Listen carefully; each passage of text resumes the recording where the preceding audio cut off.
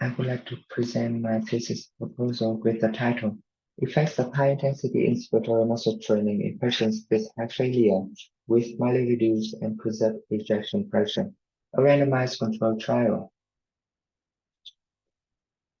My presentation includes 5 parts. First of all, the rationale. In a report in 2019, Cardiovascular Disease holds the top rank in global burden, with over 393 million cases, and it remains a major cause of premature mortality and rising health care costs. Heart failure is a common condition in the group of cardiovascular diseases. In developed countries, heart failure accounted for 1 to 2% of the adult population, and it could be more than 10% of individuals aged 70 or older. The burden of heart failure in many countries is very high, up to tens of thousands of US dollars. In Thailand, the heart failure hospitalization still increased, and the annual heart failure cost per patient was over 3.5 thousand US dollars. Hospitalized heart failure care costs were over 7,000 US dollars. Heart failure with mildly reduced and preserved ejection fraction were accounted for over 50% of overall heart failure and associated with high mortality. There are many prognostic factors of heart failure were proposed and inspiratory muscle weakness is one of them. The mechanism of inspiratory muscle weakness in heart failure comes from many factors, including respiratory muscle atrophy, changing muscle peptides, muscle metabolic reflex, reduced oxidative capacity, ventilation inefficiency, and physical reconditioning. Additionally, there are some other factors affect inspiratory muscle weakness, such as aging, nutritional deficiency, obesity, medications, and comorbidities. Besides the initial symptoms of heart failure, inspiratory muscle weakness leads to insufficient force to expand the lung and inadequate oxygen intake and supply to the body. As a result, patients have exercise intolerance, dyspnea, poor functional capacity and quality of life. The prevalence of inspiratory muscle weakness in heart failure patients is 40 to 50%, and this figure in heart failure with preserved ejection fraction populations is 30 to 40%. Inspiratory muscle weakness is defined as maximum inspiratory pressure, or MIP less than 70% of predicted value. To assess MIP, patients will be instructed to inhale forcefully at residual volume to engage an occluded airway of a digital device like this picture, and the MIP will be shown in a number and presented as a graph. An effective way to strengthen respiratory muscle is inspiratory muscle training. In these methods, inspiratory muscle training with resistant training is of great concern because inspiration is generally an active progress and it plays a vital role in oxygen uptake efficiency. In addition, the resistant training is easier and more cost-effective than other methods. Inspiratory muscle training, or MIT, is an approach to strengthen inspiratory muscle. By that way, it enhances oxygen uptake during exercise and improves both symptoms. Until now, 2 trials were performed to evaluate the efficacy of inspiratory muscle training in heart failure with preserved ejection fraction, but both of them use low to moderate intensity AMT.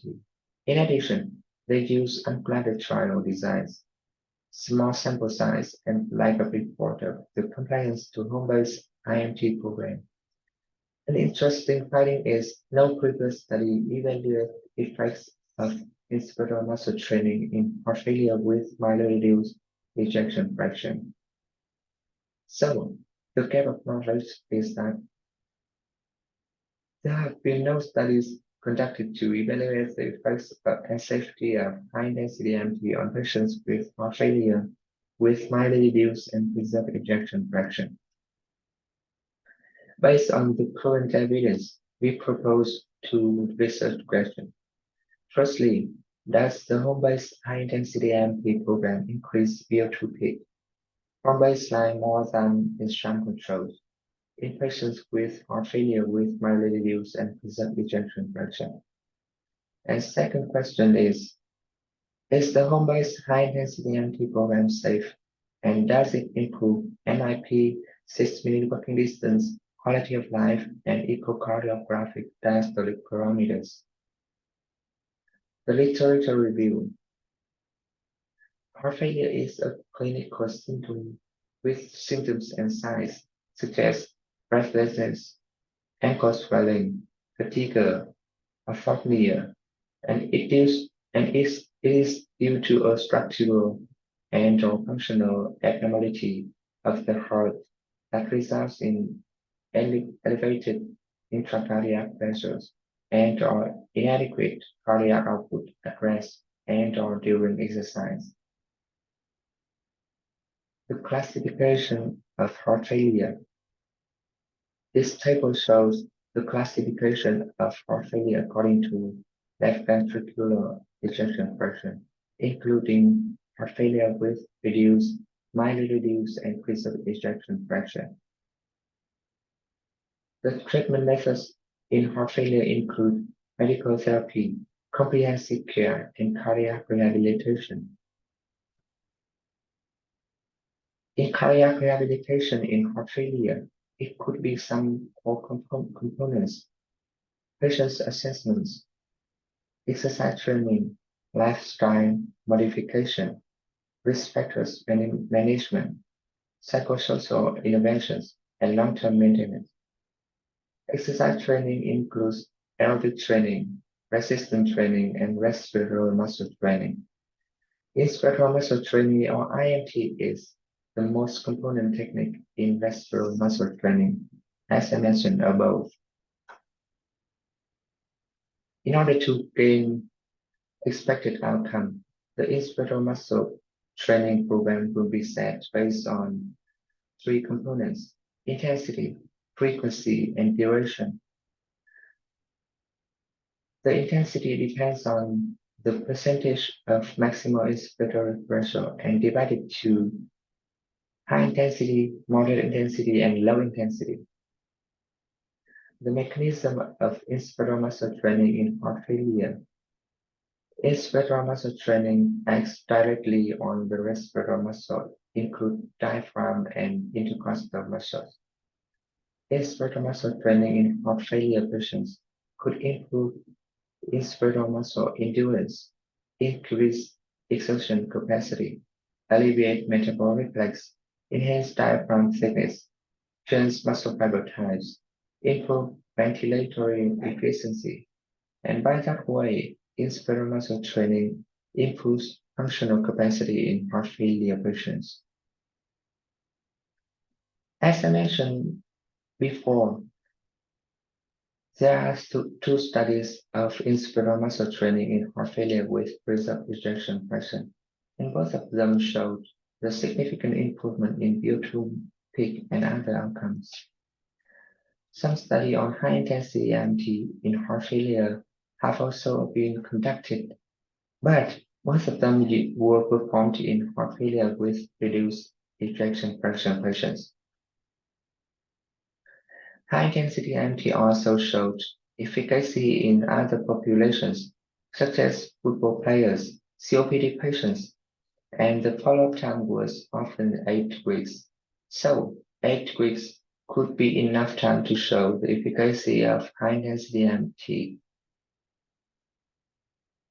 There are some common outcomes that relate to IMT in heart failure. First of all, peak oxygen consumption or VO2 peak. It is the peak oxygen uptake during the exercise test. Heart failure patients represent with decrease of functional capacity, so the ultimate goal of any cardiopulmonary rehabilitation program is to improve exercise capacity. VO2 peak increase will improve supply of oxygen to the muscle. It leads to more ATP and energy generated, and individuals could do more tasks, higher intensity and duration. So it is a common outcome of cardiac rehabilitation. 6-minute walking distance is the result of 6-minute walk test, which is the maximum distance patients could walk within 6 minutes on a flat floor. 6-minute walking distance is also used to measure exercise intolerance. And the third parameter is diastolic function based on the result of echocardiography. The mitral E5 is used to estimate left ventricular fluid pressure and diastolic function, with septal mitral E prime more than 15 or average mitral E prime more than 14 is the evidence of elevation of left ventricular fluid pressure. The left atrial strain provides information about the contractility and relaxation of the left atrium during cardiac cycle and reflects cardiac function. Improvement in airway strain indicates an improvement in cardiac function. The quality of life. We use SF-36 questionnaire to assess patients' quality of life. It is a common questionnaire for heart failure patients and validated in heart failure population in Thailand. So we conduct this study with two objectives. The primary objective to evaluate the effects of 8-week home-based high-intensity IMT program on an increase in VO2 peak from baseline in patients with heart failure with mildly reduced and preserved ejection fraction compared to sham controls. And the secondary objectives are that to evaluate the safety and the effects of the 8 weeks home-based high-intensity IMT program on an improvement of maximal inspiratory pressure, quality of life, 6-minute walking distance, and echocardiographic diastolic parameters. This is my conceptual framework. Heart failure with mildly reduced and preserved ejection fraction will present with inspirator muscle weakness, and inspirator muscle training will have to increase the strength, speed of shortening, power output, and endurance of the inspirator muscle. By that way, primary and secondary outcome may be improved. The research methodology. We use randomized controlled trial design. Patients was diagnosed with heart failure with mildly reduced and preserved ejection fraction. In the medical record, in heart failure and heart outpatient clinic of King Chulalongkorn Memorial Hospital will be assessed for eligibility. They will be excluded if they meet exclusion criteria. Then they will be randomized to 2 groups, high-intensity IMT or sham IMT. The eligible criteria, the inclusion criteria, patients with diagnosis of heart failure with mildly reduced and preserved ejection fraction with age from 18 or more, NYHA class 3, 2, and 3.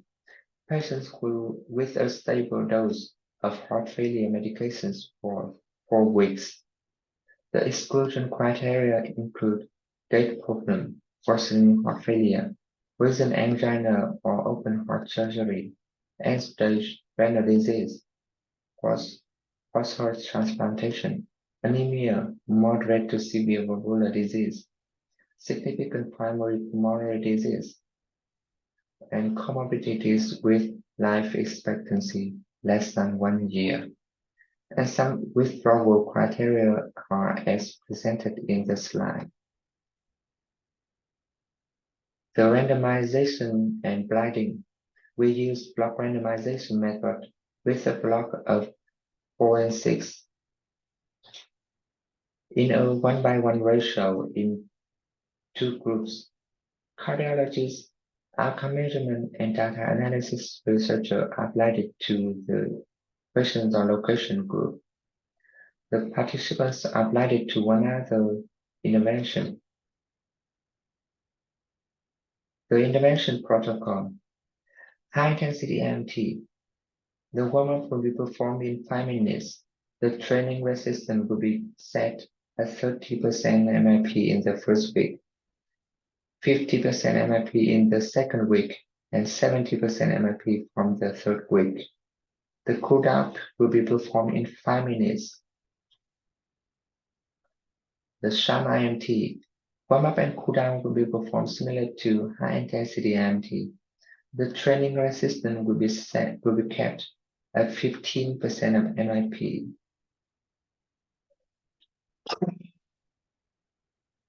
The study endpoints.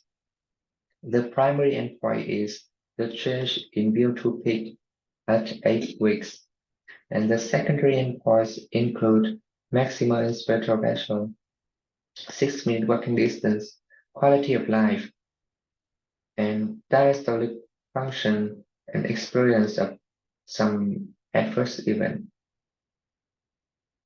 The compliance will be managed by a logbook, phone calls, and the checklist. This is the data collection timeline from the admission to the end of the intervention. The sample size calculation. We set the power of study at 80%. The alpha level is at 0.05. The result shows that we need 12 participants per group and 24 patients for 2 groups. Assuming that 15% of patients will drop out of the study, total participants is 29. The statistical analysis, intention to treat, will be considered. The normality of the data is examined by Shapiro test.